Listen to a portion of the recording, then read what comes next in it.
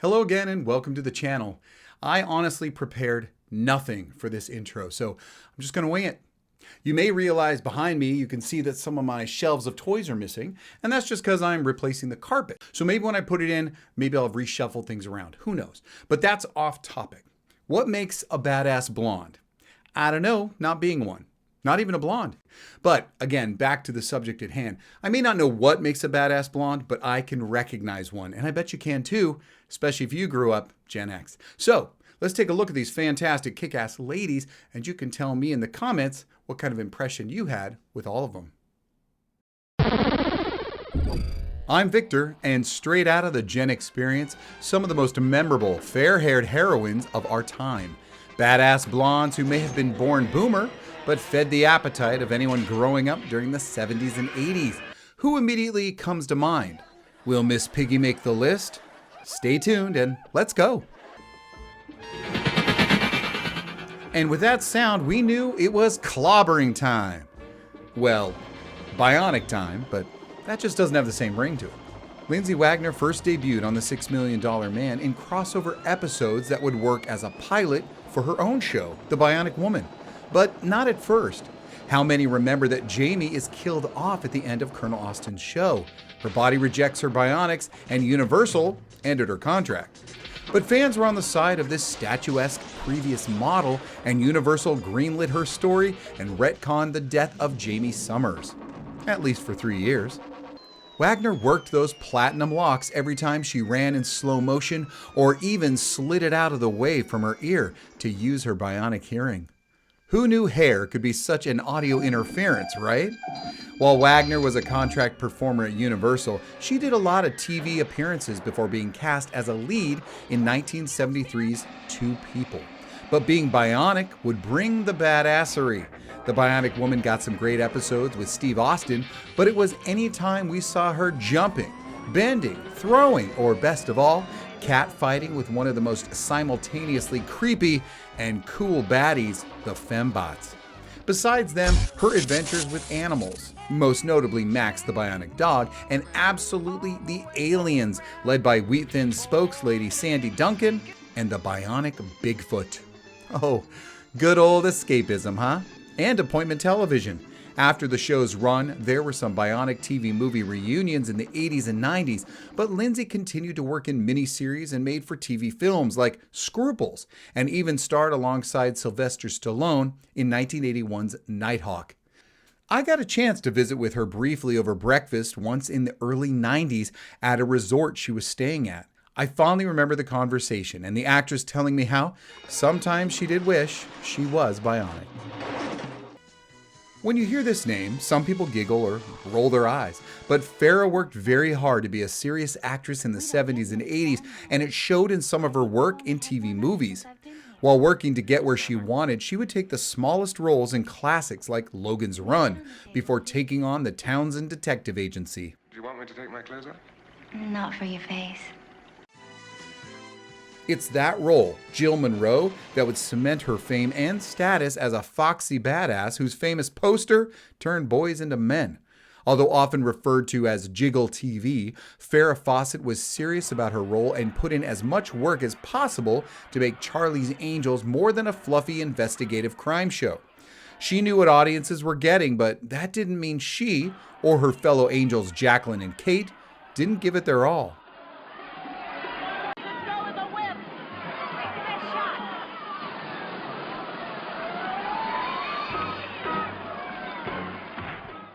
Jill could get the jump on any perp holding him at gunpoint, although hardly believably. She could also jump on a skateboard and take out the baddies with an ollie or a board slide. She was a crack judo expert and also had no problem taking up a short-lived arena sports sensation, roller derby, just to get to the bottom of a mystery. Leaving the show after its first season to chase success, Farrah Fawcett made a name for herself with incredible TV movies that continued her kick-ass streak. The Burning Bed and Small Sacrifices being two of her best works. Maybe Jamie Summers and Steve Austin were never meant to be, but that's because Fawcett had already hooked the Bionic Man himself, Lee Majors. But it was Fawcett, running around with no real sense of urgency, complete with time to flip those long locks, that Farrah became badass, even if just showing off the perfectly coiffed feathered hair, a style that was perfect for those makeup center toys that stood head and shoulders above the others. If you ask me, this hairdo needs a serious comeback. Let's go to the movies. Let's go see the stars. Yup, it's 1984, and a new kind of badass blonde hits the screen. Okay, so she doesn't exactly exude toughness right off the bat in her pink gingham diner uniform getting abused by Big Jeff patrons, but she'll pick up the pace and face it like a soldier when she is pursued by the Terminator. Kyle Reese will show Sarah Connor how to fight and how to love. Linda Hamilton hits big in this sci-fi thriller that is now a staple of 80s classics and part of film mythos. Hamilton's Sarah starts relatively meek, but has a fighting spirit inside of her that is awakened, and she fights like a tiger when cornered. An extraordinary transformation. After destroying the Schwarzenegger's metal killing machine, Connor shows her own metal. What happens then is probably the most incredible and surprising screen glow-ups in history. But before that, Hamilton portrays Catherine in the TV adaptation of A Tale as Old as Time. That's right, Beauty and the Beast. Starring opposite Ron Perlman as Vincent, the overly lion-esque hero of the sewers of New York. Hamilton is a reporter, and the two help one another while deeply in love. But before any bestial lovemaking, the show is canceled and Sarah Connor is back in the hot seat.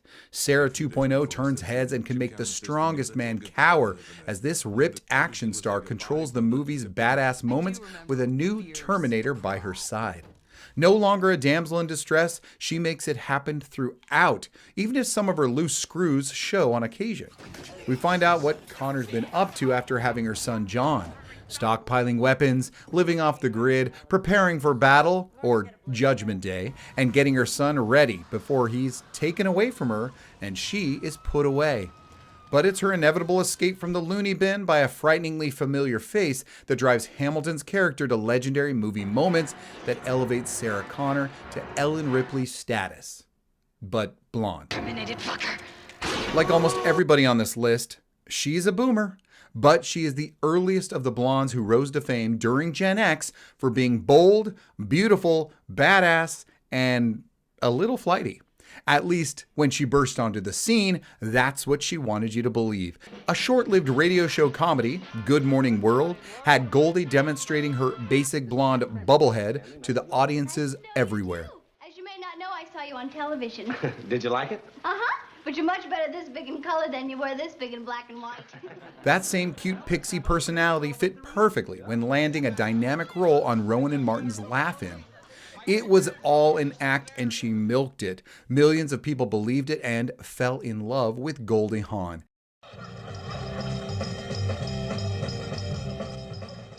But she'd show all of them what she was made of when Steven Spielberg gave her a chance with something new, a drama. She had hidden her abilities behind comedies until Sugarland Express. Anyone ever seen that movie? I saw it for the first time last year and I was actually riveted. It is not a masterpiece, not even great, but it is good. Even with some tonal shifts throughout, I enjoyed Hahn's performance but had to keep reminding myself this was the same woman who would bring the laughs for Private Benjamin and Protocol. But like all of her films, she brought heart, and The Sugarland Express was no different, with its genuine portrayal of strength and conviction, based on real events of a woman who kidnaps a cop to get her son before he's put into foster care. Younger audiences may only know her from The Christmas Chronicles, but Goldie Hawn's movies were box office gold during the late 70s and early 80s. And I'm not just talking about her hair. Foul Play, Seems Like Old Times, and Overboard certainly put her talents on full display. But one of the best was being teamed with Mel Gibson in a lesser remembered but no less fantastic title, Bird on a Wire.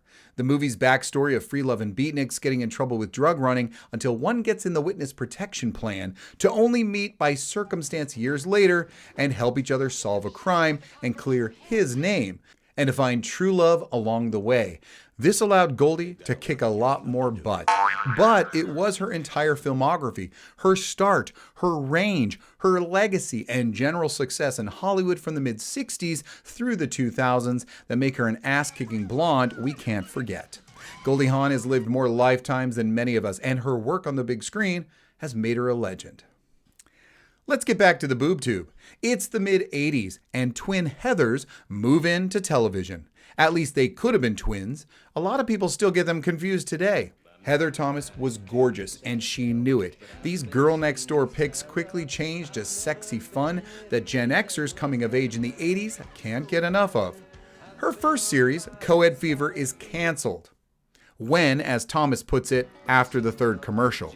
But no need to worry, Heather is made famous in her next role as Jody Banks in The Fall Guy alongside Lindsay Wagner's old friend and Fawcett's husband, Lee Majors. A female stuntman, a stunt woman. She is no princess character, but she's all woman. There were few young ladies who didn't envy Heather Thomas, and a lot more men who wanted to, be with her. Well, she was a strong and confident face of the 80s and made regular appearances on Battle of the Network Stars, showing off her assets.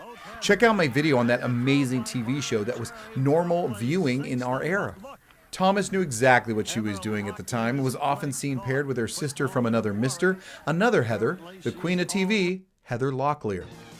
T.J. Hooker's Officer Sheridan, Locklear starred alongside William Shatner and Adrian Zmed in the TV action series, while also co-starring in a reoccurring role on Dynasty, the mega nighttime soap. After filming Hooker, she would get all dolled up like a hooker and be driven to the set of Dynasty. In her 80s makeup and hair and probably shoulder pads, Locklear had said it was just simply having two jobs. But when TJ was canceled, Heather became a regular on the nighttime melodrama as Sammy Jo Carrington. The rest of the 80s had some unmemorable moments like Firestarter and Return of the Swamp Thing, but don't count her out. Heather Locklear's star rose again when she moved into Melrose Place, which leveled her up in Hollywood history several notches. A 4-episode story arc in 1993 lasted until Melrose was canceled in 1999. Amanda Woodward was nothing like Sammy Jo. Every line read was with devious subtext, and Locklear would make a living boosting interest in shows that needed the ratings recharge. Heather Locklear loved and kept kicking ass. Heather blew up on the scene and she was everywhere. Still billed as co-star up until the end of Melrose, she would appear on every talk show, magazine cover, and even with the Muppets. She was no blonde bimbo, but a powerful and power-hungry character who would leverage that type in many of her projects, mainly during the 4th season of Spin City, and she kept that show on top for another 3 years. Oh, yeah, Sam, this is a guy I work with. Sam. Charlie Crawford, nice to meet you. Yeah, nice to meet you. You're definitely not as smart and funny as Caitlin said you looked. Thank you. You're not so smart and funny yourself. Although Locklear came with some high-profile rock and roll relationship drama and has undoubtedly been unlucky in love, sadly it was Heather Thomas who ended up pretty scarred in the end. Heather Thomas took her own fall when she became addicted to cocaine during her famed show. She even married the founder of Cocaine Anonymous, but that only lasted 11 months. Let's just hope she completed all 12 steps before that. Unfortunately, she starred in one hell of a doozy alongside Chachi called Zapped, and then retired from acting in the 90s due to stalkers and wanting to raise her 2 daughters safely. I don't blame her. Thomas did make a short cameo with Majors in the 2024 Fall Guy movie. So she is still badass after all these years, and if you haven't seen that movie... And hey, 2 thumbs way up. I saw her first movie. I loved it. And then I saw the original. Sure, some songs from Grease 2 are memorable, but it doesn't hold a candle to Olivia and John's version of high school life portrayed by 30-year-olds. But Michelle Pfeiffer had something, and I'm not just talking an extremely difficult last name to spell. The movie failed almost everyone in it. Thank God Zmed was also on T.J. Hooker with Locklear, or else he would have been another casualty of a sequel that got most of its play from HBO. Yes, that is exactly where I saw it, and the song Reproduction is still a favorite of mine, if only for the subject matter. But let's stick to the subject at hand, that gorgeous, glamorous From Rydell High to Miami, Pfeiffer's Elvira was opposite Robert De Niro's Scarface, no relation, dazzling in Halston gowns exuding elegance and sex appeal. She had it in spades and would continue to do so in movies like Witches of Eastwick, Tequila Sunrise, and Married to the Mob, one of my favorites. Of course, where everyone took notice and many men stood at attention was the Selina Kyle of Batman Returns. Poor guys. Always confusing your pistols with your privates. AKA Catwoman, Michelle steals the show in Tim Burton's follow-up to his 1989 hit. How could you? I'm a woman. I'm sorry, The so-called normal guys who always let you down. Toward the end of the Gen Experience, before all marketing and media began to turn towards the new millennials, we were still being targeted, and Batman Returns was a joy with its darker look at the underbelly of Gotham and the tongue-in-cheeky style games Catwoman plays with the Caped Crusader. With just enough catty puns to not diminish her danger and those sly innuendos, Pfeiffer takes this sequels to new levels. There were other films that might not feel like blockbusters, but they were no slouches either. Dangerous Liaisons and The Fabulous Baker Boys' success made Michelle a surefire bet in the 80s and 90s. Although she can be a doll with those golden locks, she can also be conniving and clever in roles that would continue with the likes of Age of Innocence and Wolf. And then there's Dangerous Minds. Although she would get to raise her voice again long after Grease 2 and Hairspray, it's Scarface, Eastwick, and Batman that give her the cred of badass blonde in my book. And I'm sure yours too. Oh, you think I'd forgotten? Here she is, the piece de resistance. You can't talk kick-ass without the judo-chopping, blonde hair-flipping super swine, Miss Piggy.